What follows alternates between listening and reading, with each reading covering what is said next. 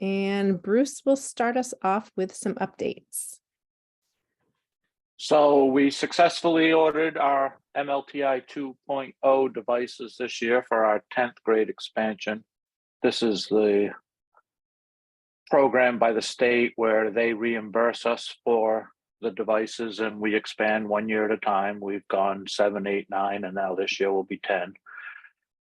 Fortunately, we got that order in early enough. We should get shipment early enough so that that's part of our summer process of preparation of devices. And not having them arrive in September would be great. We're still following along and assisting with NUIA testing, coming to a close here, in another week, Steph, for NUIA. And coordinating final exams with the seniors at the high school to collect their devices as they depart the district before graduation. And we're meeting as a graduation committee tomorrow to establish some of the procedure and layout for our new streaming effort for graduation this year. And other than that, I'll just ask if you got any questions. It all sounds great. Help me with the 10th grade. I'm a little bit lost as to, are we swapping out devices that we had for them already? Correct.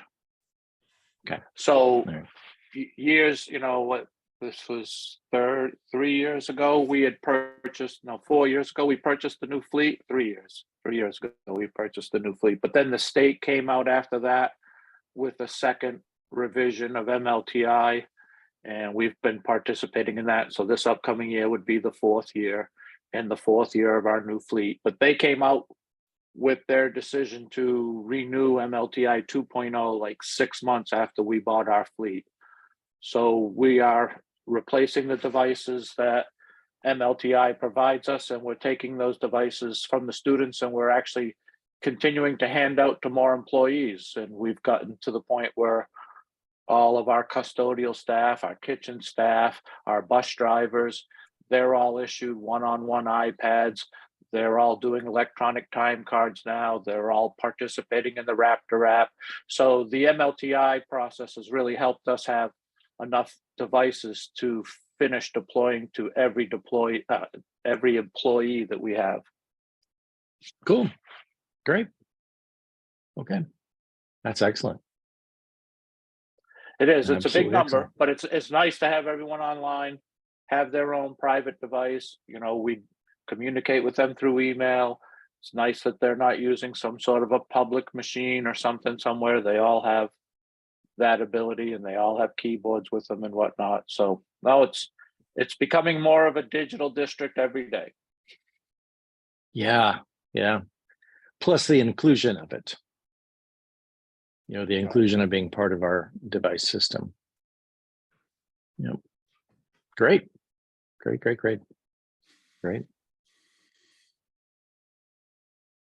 Okay. Any other questions for Bruce?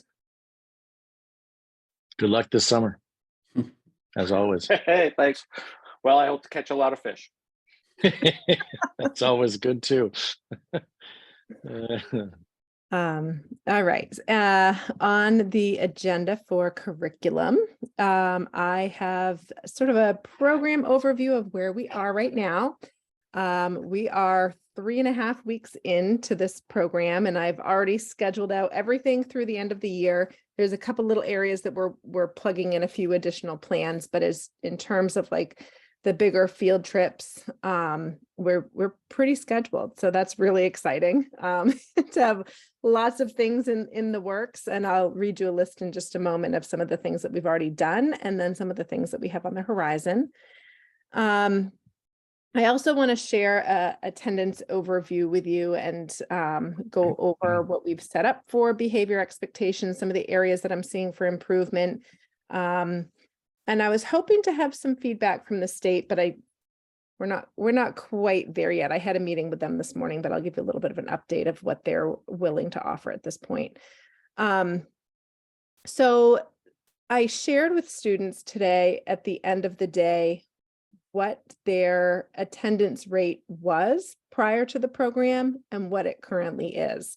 And we have 11 students who are in the program, and we have, I think 10 of the 11 have improved their attendance rate. Granted, we're only 3.5 weeks in, so it's a very small period of time compared to the whole entire rest of the school year.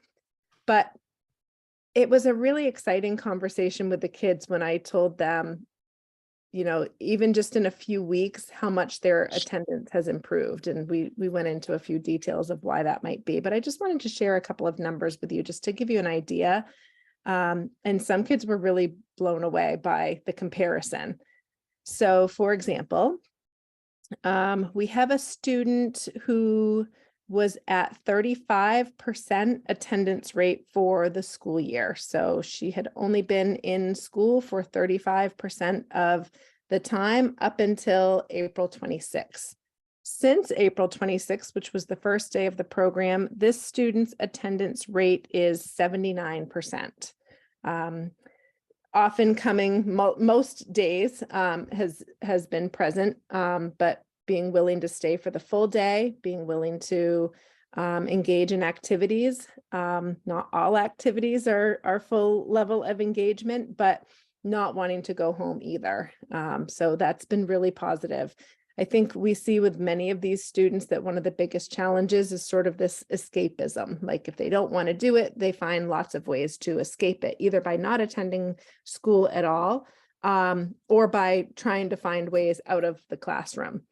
At the new program, there's not many ways out of the classroom except a bathroom, which is really pretty much the only other space that we have.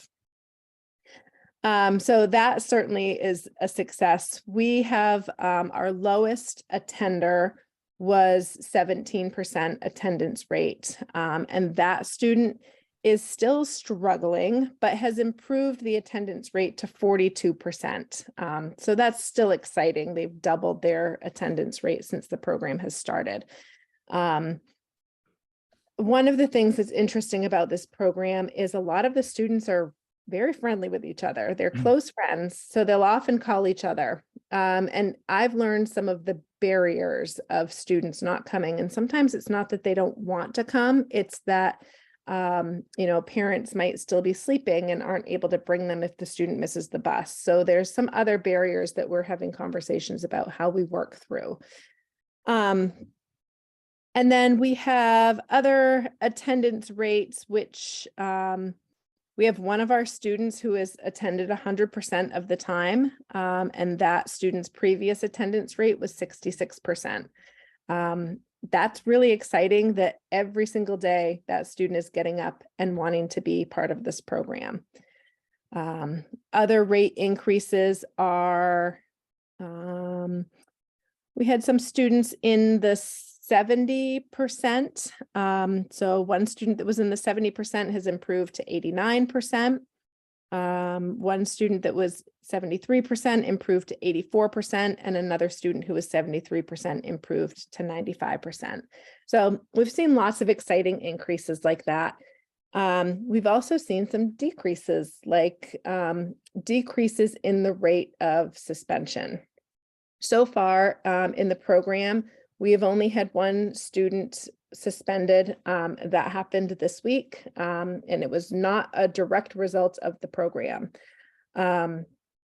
So certainly that is a positive as well. And that's some of the data that I shared with these students too. I went through the number of times that they had a suspension this year versus, for most of them, it's 0 right now. And that's certainly something to be proud of and celebrate too.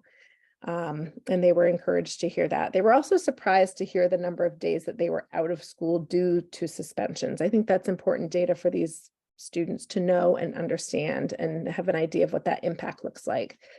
So one of the goals of the program, well, 2 goals of the program is to increase attendance and engagement for students and decrease the number of suspensions and behavioral incidents. That's not to say that we don't have behavioral incidents. We are dealing with them very differently than how they might be dealt with in the regular school building. And I think part of that is because The program is much smaller. There are not necessarily places, again, for kids to sort of have that escapism piece. So we're not seeing kids that are not attending class at all, which was a different behavior incident taking place in the middle school, because they don't really have that option over at the program. It's either the classroom or the bathroom. And then we haven't quite reflected daily, but every few days we're doing a reflection on some of the key skills that we're working on, which are for us in this district called the habits of success. So respect, perseverance, and responsibility and collaboration. And it's really interesting to see the kids honestly reflect on those. And they have been quite honest. We've done it a couple of different ways. We either do it in the classroom and we reflect on a few days at a time, or today when I was pulling them in one at a time or in small groups to talk about their attendance and their drop in disciplinary instances, I had them do the reflection as well, and just hearing them sort of talk through like, well, wasn't my best day. I could have done better, and reflecting on specific situations in the day, I think is a really important and powerful part of the process. So we recognize we're still very early on in the process. I think we're over the honeymoon period, but I think that that's also a good thing. And I think we're seeing some students that are experiencing success. It's not quite there with all of the students yet, but I definitely am really proud to see some of the growth that I've seen in a few of these individuals, because compared to what I was seeing in the school, I'm already seeing these kids having a willingness to build relationships with adults, positive relationships with adults. The other sort of aha moment, I guess I had maybe today, it sort of just struck me today, and I've been thinking a lot about it ever since I met with these students one-on-one. I have been surprised by how impactful their relationships with each other are. I guess we know that, but to the degree, I'm just connecting a lot of dots in my head. I'm thinking back to a conference that I just went to with middle school teachers. I specifically brought middle school teachers to an iReady mathematics conference. And we went to one session together on data and the importance of data. And what the person talked about in terms of middle school data had nothing to do with math and had everything to do with relationships. And they showed us a graph that one school did at the beginning of the school year, where they asked students to name 5 kids that you would want as a locker buddy, 5 kids that you would want to have a locker next to you. And they mapped all of that data.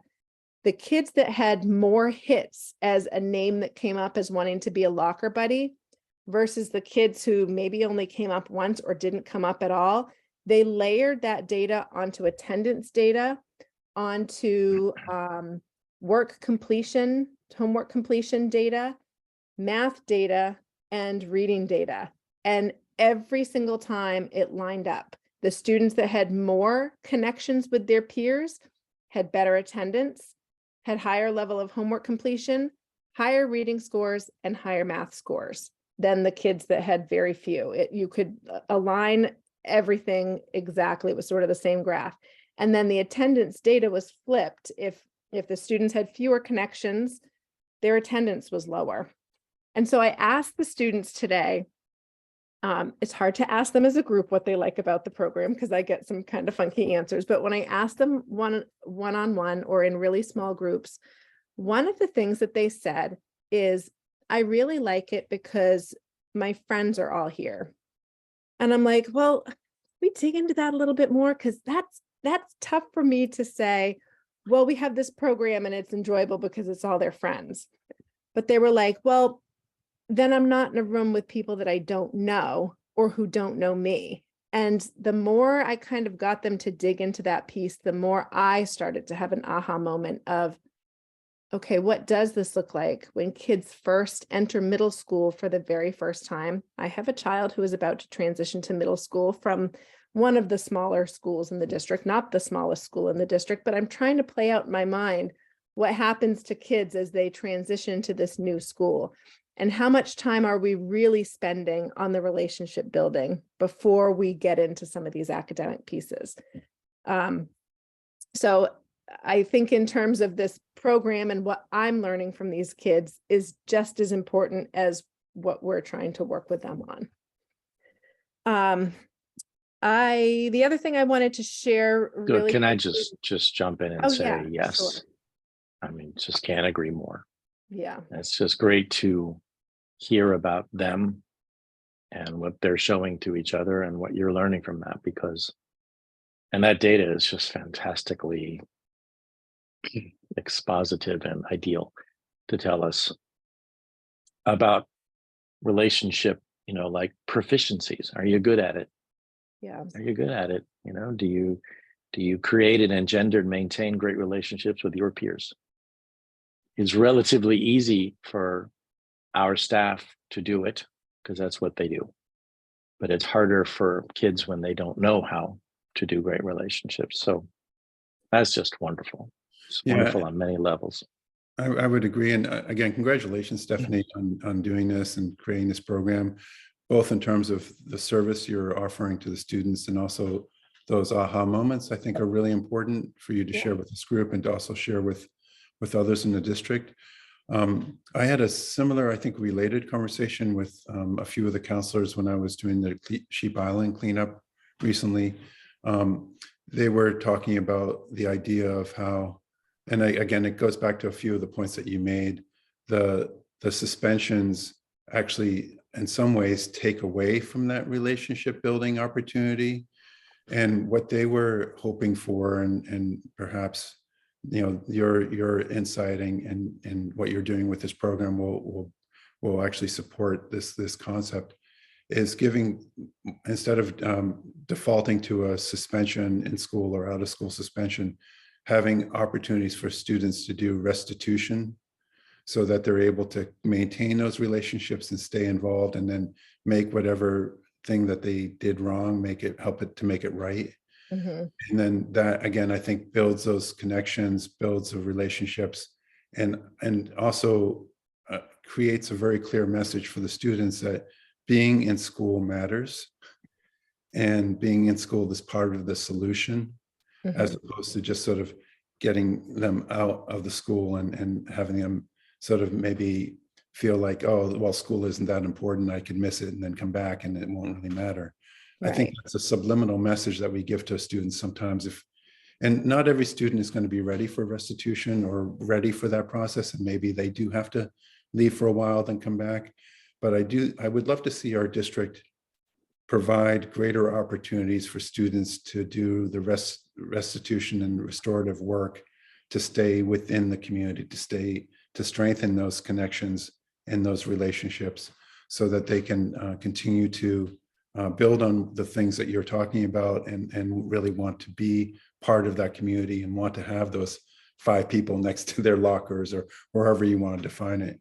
That data, it's wonderful to have, but it doesn't surprise me, and that correlation between those strong relationships and attendance, strong relationships and student engagement, and ultimately strong relationships and learning, I think are going to be really important for us to really zero in on, not just for the 12 students who are hugely benefiting from your program, but maybe for the next layer of students that are, maybe the next 50 that are, struggling with attendance in some way, or struggling with some behavioral issues, maybe not as extremely, but still struggling in some ways. If we can sort of broaden that and create a wider pathway to reach more students in the future, I think it's really really a good investment for our district to make, and something that I, for one, would definitely support on the board level. Yeah, and I know in the middle school we do talk a lot about adult relationships with students, and having somebody who they feel safe and comfortable talking with, and we've got the advisory time, which is they call crew time, and I think that that's really important as well. But I wonder if we also need to be placing equal amount of emphasis on how we build those peer-to-peer relationships, which I think we spend a ton of time doing that in elementary school, but not quite as much time in middle school. But that's when they're all mixing together and, different schools. And I know for my own child, that's one of the anxieties is I'm going to meet all these new people. And do they really know how to meet large numbers of new people? I'm not so sure. I'm not I so would sure. say also, Stephanie, like in that same vein, like I couldn't agree with you more. And that in terms of health education, it seems that like a curriculum piece that we could supplement our health education in middle school with is healthy relationships. Beyond just like, oh, here's sex ed or here's like drug and alcohol education, like don't do, because a lot of anecdotal stuff, and especially in middle school, is conversations about how do you know when you're in a healthy relationship, Right. relationship with friends, healthy relationship in your community. Also, suspensions in middle school are really different than elementary school, and there's no bridge into that culture for a lot of youth. And so what happens is they start doing things and then they start to identify as suspended students. And that becomes an identity, and that's an othering experience, which makes it very difficult to then be able to be back in relationship with and identify yourself. And so I think that the data that you're gathering anecdotally speaks volumes to what we need to do curriculum wise in terms of middle school curriculum around sort of the maybe like skill set of adolescence, because that's really what that seems to be what this is speaking to. So yeah, and that I can't emphasize enough the desire to have conversations about relationships. Like, what does it actually look like? Like, how do I know I'm being healthy with my partner emotionally? Yeah. Right. Absolutely. Yeah. And well, it's interesting that we're having this conversation because I am meeting with the school counselors in a couple of weeks to talk about curriculum. And I think we've had some positive experiences with Second Step, but I think we also want to start exploring what else might be out there and what could be better and what might be better suited for middle school as well. I know we tried Second Step this year and it doesn't feel like a great fit for middle school.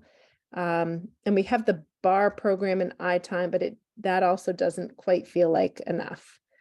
But I will share my conversation with the state at this point because it does include bar. I need to sort of dig into this piece a little bit more because I've been a little busy and I haven't really had a chance to look into what the state is willing to offer. But in my conversation this morning with there is a restorative practices liaison, and then we have a guy who used to work with he used to work at Long Creek with juvenile justice.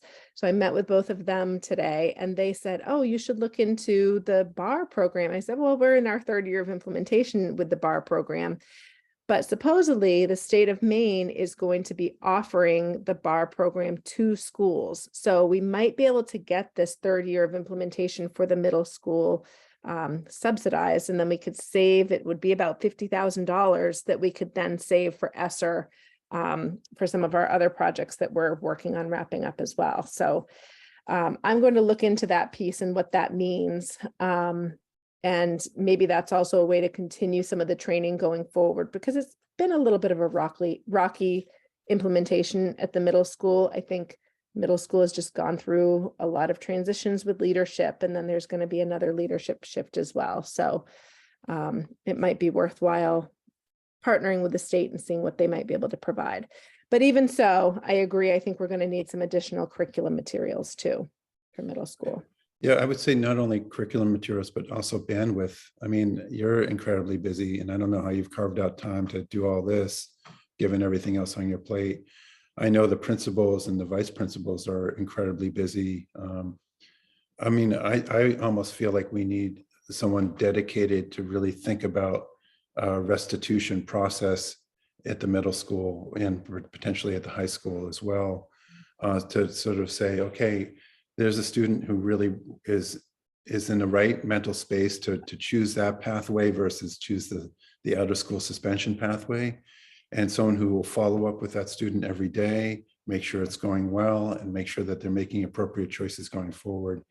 To me, that's a really good investment. And I really think that if we can increase the capacity to do that type of work, it's going to pay dividends in terms of attendance and student engagement and learning. So again, I would encourage you and John and people in the central office and your leadership team to really think about what that could look like. And if it seems like we can, have an extra person to really focus on restitution and to really help those students who are struggling in those ways. Again, I think it's something we should really look at seriously.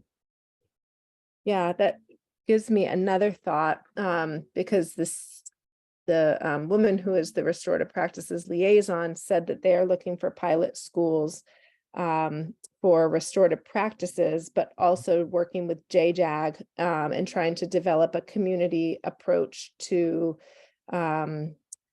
juvenile related instances where a student is going to need a level of support, and trying to bridge over to how schools might support students. And I'm wondering if maybe there's something within that connection that could help us out, because she said the school would be provided with a coach.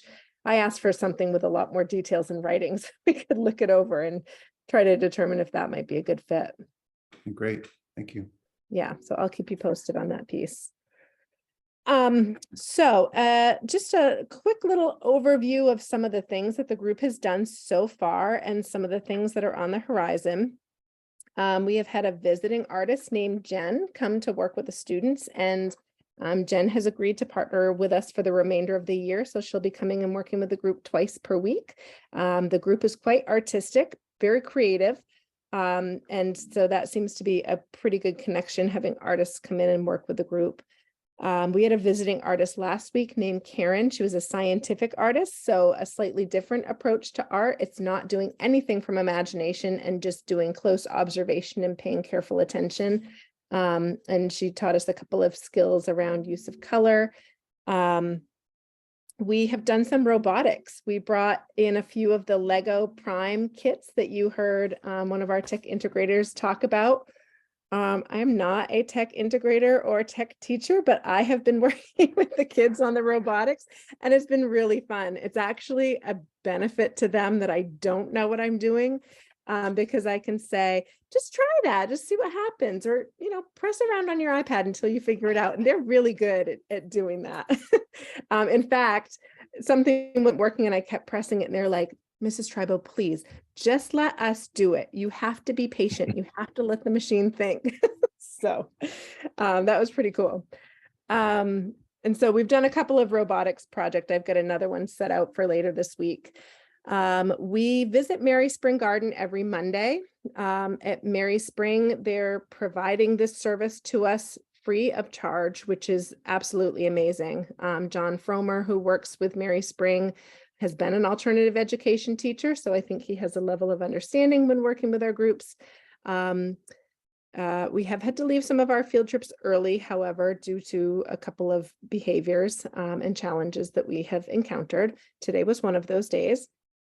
Every Wednesday, we work with Herring Gut Learning Center. Sometimes we go to Herring Gut, and sometimes we go to a beach and learn about different species like the invasive green crabs. Every Friday, this is a trip we have not had to cut short yet, but every Friday the group does climbing. They belay, they go up a rock. There's another student on the other end of the rope on the other side. They're working right now on a piece of the Mount Batty cliff. And they're with Equinox Climbing. They learned how to do some of the ropes. I was with them the first day when they were learning the ropes, and we were just on the ground or climbing trees. And we were at Barrett's Cove in Camden, and the kids did incredible, supporting each other. They had a lot of fun just sort of playing around on the ropes. And since then, they've gone up the cliffs twice. At this past time, there were some high school students there who were mentoring and supporting the process as well. So that was great. The report from last Friday was, it was the group's best day yet. Nobody was on a phone the whole day. Nobody complained. There were no issues. So it was super. The kids, we got permission from. Again, oh yeah, go ahead. relationship building, right? the whole thing. Absolutely. Absolutely.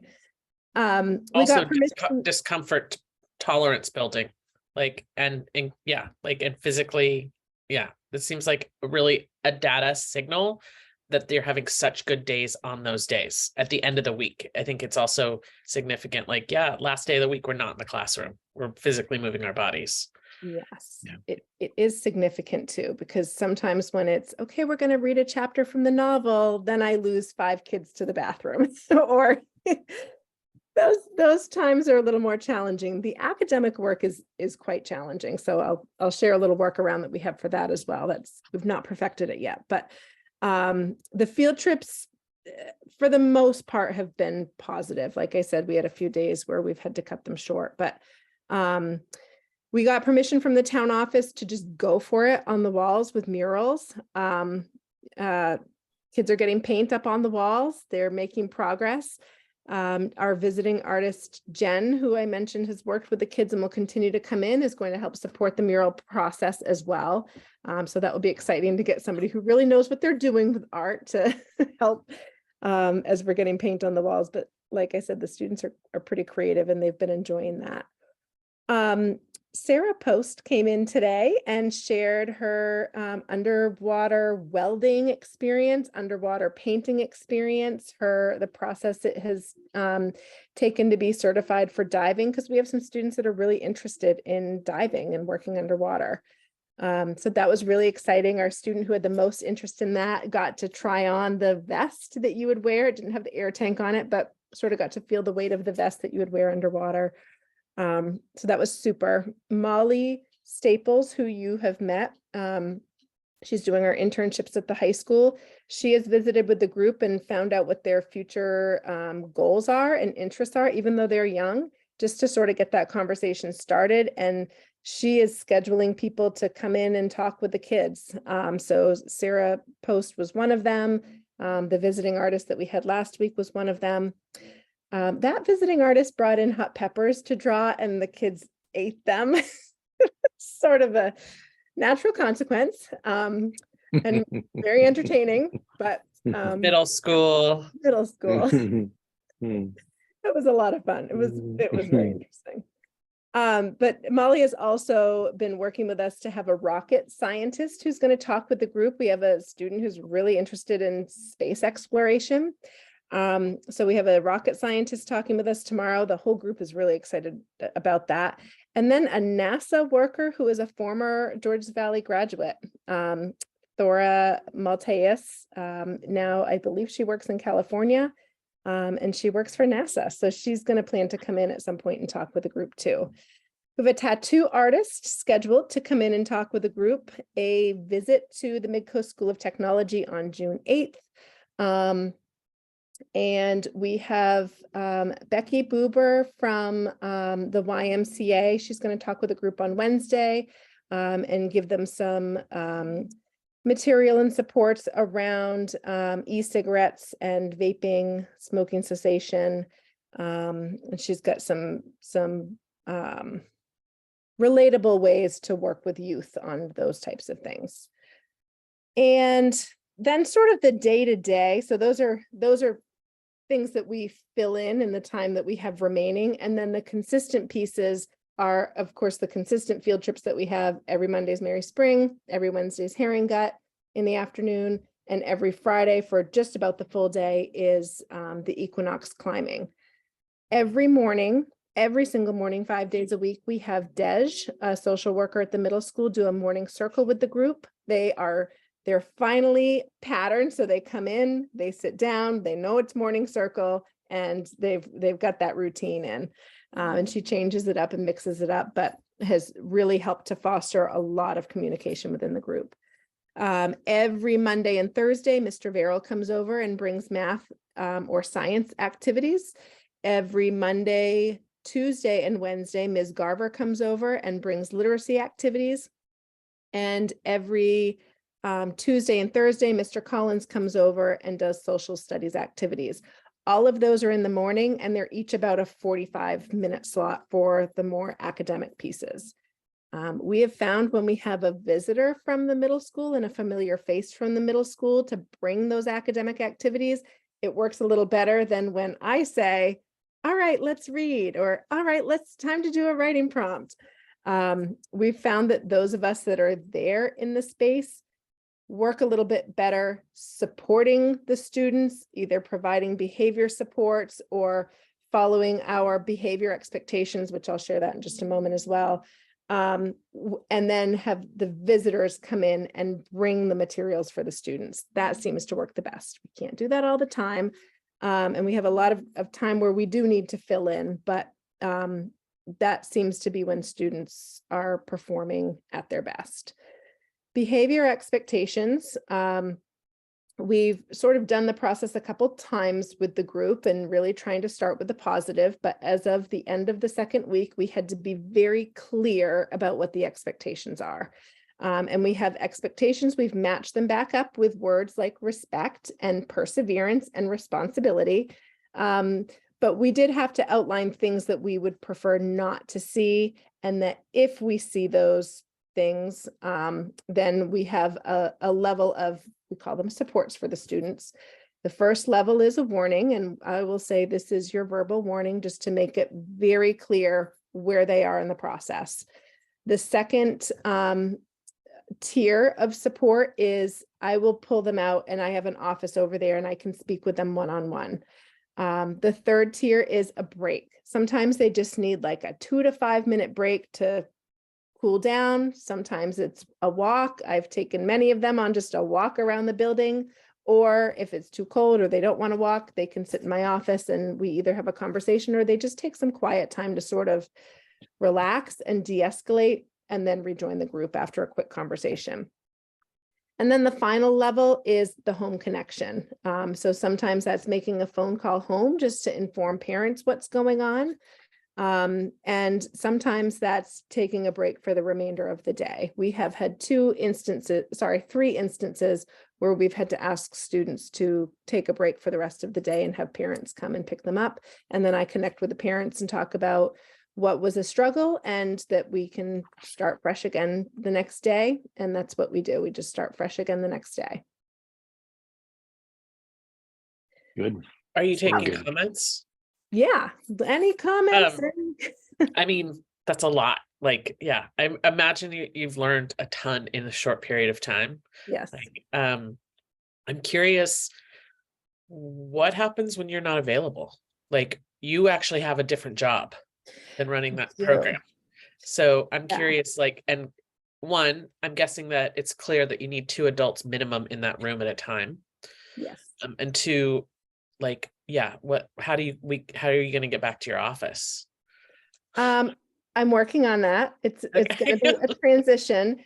So we now, as of today, we now have 2 instructors in that classroom. So Lucas Brower is filling in for us as a long-term sub for the remainder of the year. He's a great mentor for the students.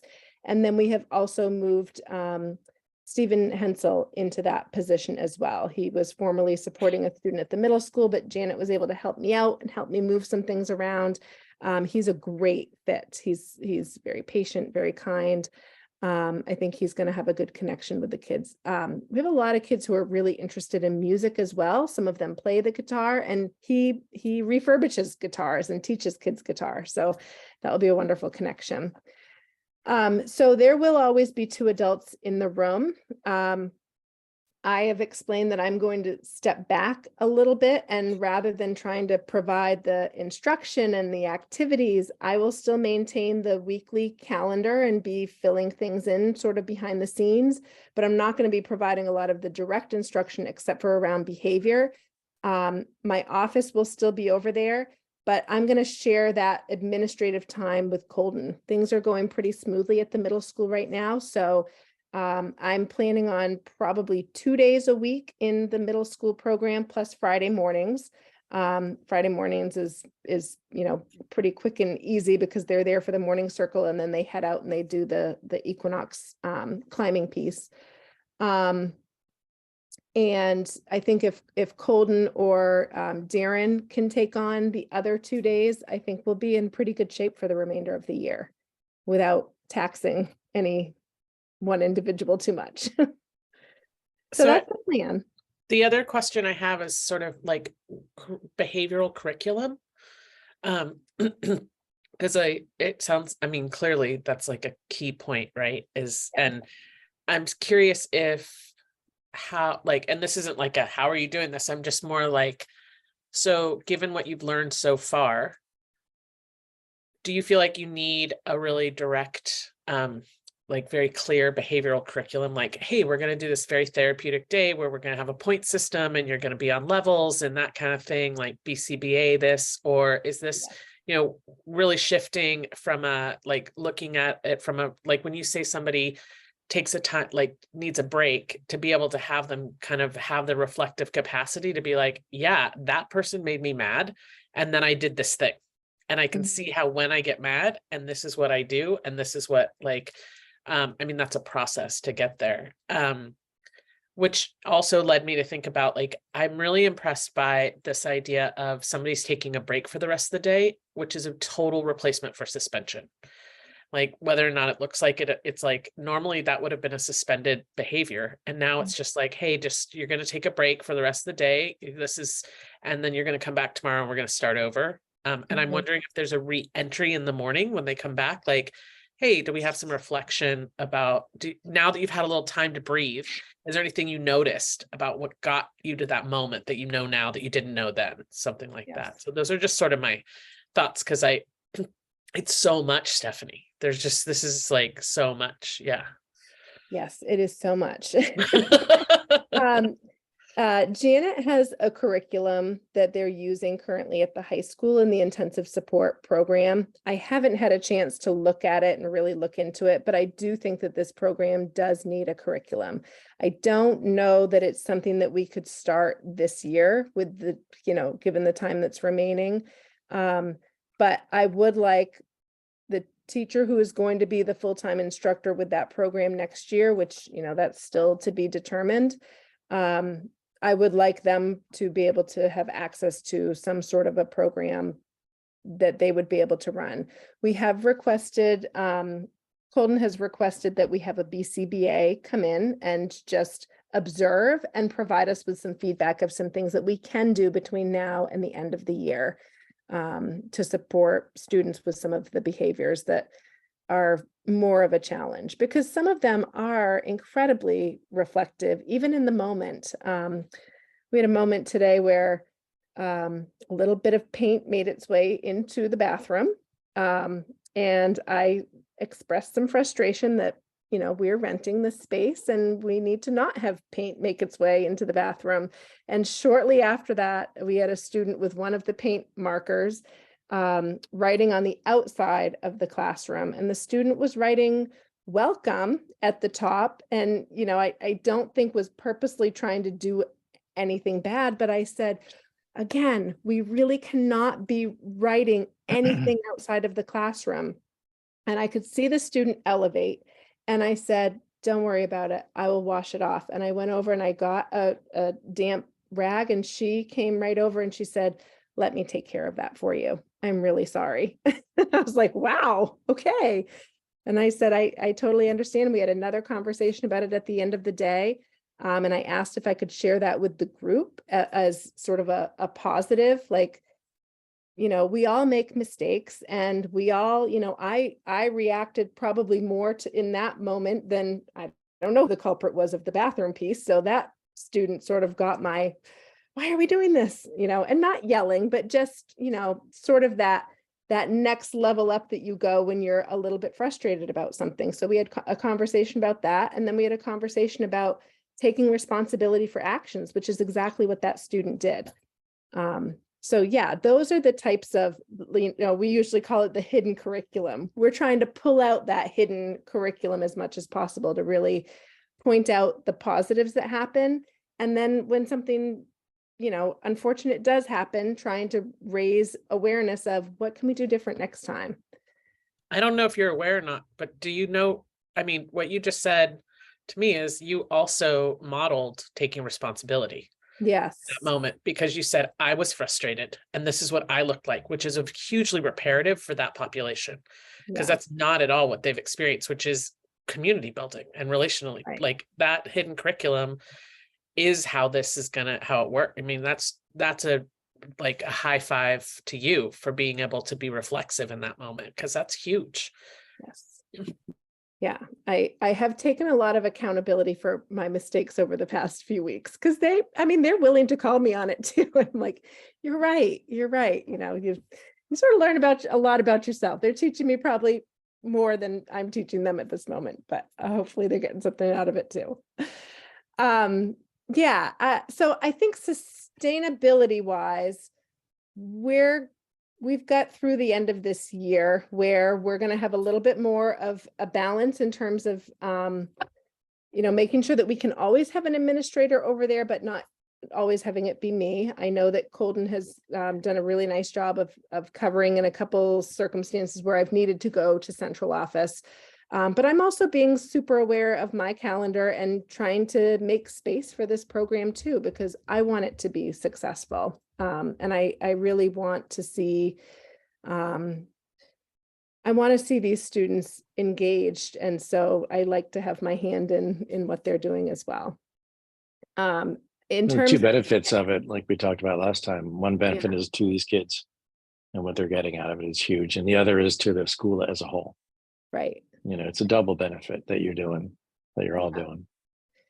Yeah. And I want to be mindful too, because I know, although things are going pretty smoothly at the middle school, I don't want to then take an administrator out of the middle school and move them over to where the program is. It really does need somebody on site as much as possible. So I want to make sure that we can maintain the balance without, tipping anything one way or the other. But it does bring up questions about next year, because this wouldn't be sustainable for me to do through, until the modulars are built. So I think part of this is getting the right person in there as being the full-time instructor for next year, making sure that we have another person in that space to support, like an ed tech, ensuring that they have appropriate training, and then thinking about a system of supports and check-ins on an ongoing basis for somebody from the middle school. And I think once we have an additional school counselor in that school and, more of a schedule for student support services, I think we might be able to make something work that's a little more sustainable. Okay. All right. So, any other questions about the program? Because there was one other thing I wanted to share with you guys as well. Great stuff. Great. Great stuff. So the other piece that I wanted to mention is we have been talking with the YMCA.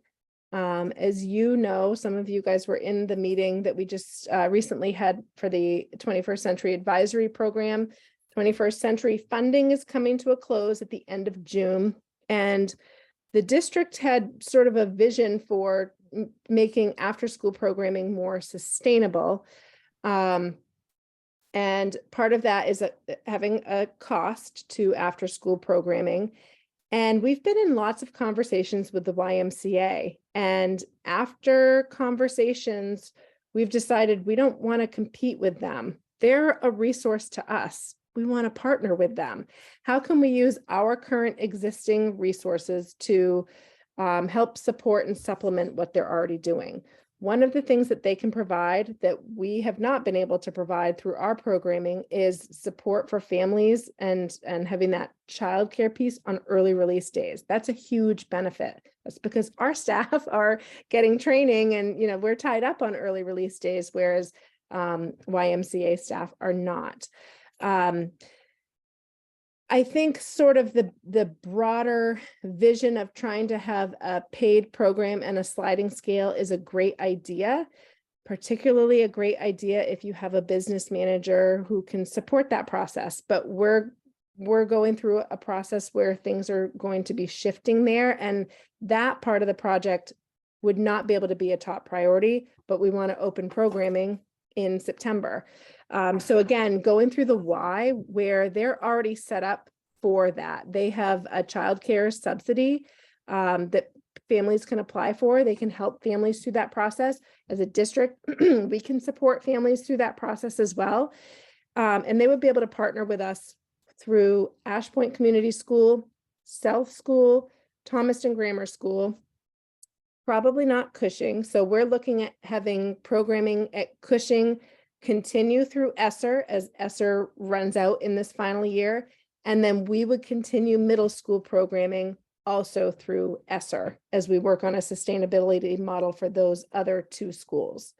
So we would still be offering programming K through 5 and 6 through 12, but the majority of the K through 5 programming will be through the YMCA. And then Laura, who is our after school program coordinator and summer program coordinator, would partner with the Y on enrichment, bringing in lots of those community-based partnerships like we've talked about, and having them provide some of the after school structure and activities for students. Great. Would those take place at the Y, Stephanie? No, they'll take place right at the school. Okay. Yep. So the Ash Point one will be right at Ash Point. They already have their licensing there. South School, they're currently already running programming at South School, but their numbers have been low because we've also had the 21st century programming available for families. And then Thomaston Grammar School, they used to run programming out of Thomaston Grammar School. They didn't have the numbers or the staff when COVID first started, and neither did we, quite frankly. Laura sort of had to build that program from the ground up. But there's really not a lot of point in having competing programs in our area. We have the students, we have the need, and they need numbers in order to make their programming work. And they do have the ability to support families that we looked into that childcare subsidy. And part of our process was we were going to get each site certified to be a place where we could run childcare, which you have to do if you're going to be taking money for programming. And they're already set up to do that. They already have the certifications in order to run the programming out of those 3 particular schools. So we were like, why are we trying to reinvent the wheel here? Well, we already have a process for doing this. And it's more sustainable if we do a partnership as opposed to the RSU trying to take on the whole project. Okay. Makes a lot of sense. Sounds good. Any questions at all about that? So they're going to provide that possibly for elementary schools. All elementary schools with the exception of Cushing. We're sort of between the idea of either reserving spots at Thomaston Grammar School and busing students from Cushing to Thomaston Grammar School so that they can take advantage of programming, or if we can get the staffing to work out on our end, we would fund, because Cushing has not had an after school program except for busing kids to Thomaston Grammar. We haven't had the staffing. If we can make the staffing work for Cushing, we will offer a program there next year free of charge for families, because they haven't had that through the COVID funding yet, like the other schools have. Okay, great. And we're doing that. We'll be doing that for middle school as well. We'll continue middle school level programming, and that will be funded through ESSER. So that will be free of charge for families. One of the things that we talked about with the YMCA is middle school programming is hard to charge for because families don't really need it for childcare. It's enrichment, and there's not as many options, I don't think, for families for middle school. So students might be likely to take advantage of it if they're just staying on campus or they're being bused to the Flanagan Center. Whereas if there's a charge for it, there's probably a less likelihood that students are going to remain for those types of programs. So we have a little bit more thinking to do about middle school, but the plan currently for next year is we would run the middle school programming very similar to how it's been run in the past. What are the participation numbers in middle school program? In middle school, about 30 to 40 students right now. And they sign up by day. So it's not like they sign up for the full program. They can choose which day they would want to attend. Yeah. Okay. Yeah. So a little more flexibility too. Yeah. All right. Well, let me ask this committee, if you mind. Next month, I am planning to not run the meeting. I'm not going to have any data to review in terms of NUIA data. I'm not going to have that data until July. So I'd really like to postpone the topic of that meeting, which I typically do a data review in June. I would like to do that in August, if that's okay with the rest of the group. Fine. Okay. Totally Perfect. fine. All right. And I don't really totally know what the data is going to look like in July. So there will be a little bit of a mystery, but I will share what I can share. If the data looks really funky and we really can't compare fall to spring data, we will still maintain our fall to fall data, and it will be probably October once we have that data. So it won't be a long gap before we can do a growth comparison in case that happens. Okay. Yeah. And so just a reminder, this is the first year of the Maine through year assessment through NUIA. We've always partnered with NUIA for many years, but Maine has also decided to partner with NUIA, and as a result, they're changing the spring assessment so that we get a summative score. We're not quite sure what that summative score is going to look like. Supposedly we get a summative score and a RIT score. The RIT score is what we usually use to do a fall to spring comparison. I'm just not sure how valid and accurate that's going to be, but we will see what the Okay. data shows us. Okay. All right. Okay. Yep. Well, thank you. Much appreciation. Well, thank you, and for all your hard work. It really is doing two jobs, and everybody else involved in the middle school programming and everything else we're doing.